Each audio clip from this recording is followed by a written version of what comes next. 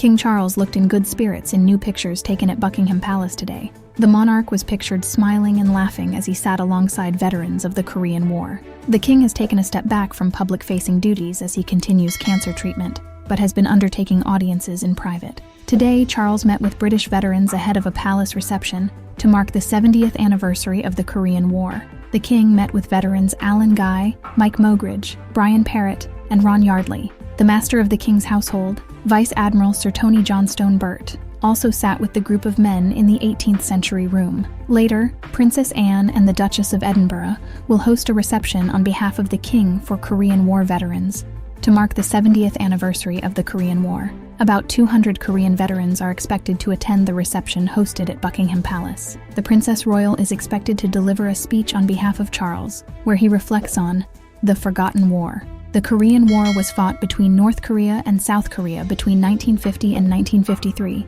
resulting in at least 2.5 million persons losing their lives. British and Commonwealth troops were sent to fight in Korea after the United Nations called to support South Korea after being invaded by their neighbors. According to the Royal British Legion, about 60,000 British combat troops saw action during the war in Korea, and 1,100 British soldiers were killed. In July 1953, an armistice agreement was signed, but there was no peace treaty. The anniversary was also acknowledged during the Korean state visit to the UK in November. Last year, King Charles and Queen Camilla received the President of South Korea and his wife on their state visit to the UK. A state banquet was held at Buckingham Palace for the President and the First Lady by Charles and other members of the royal family.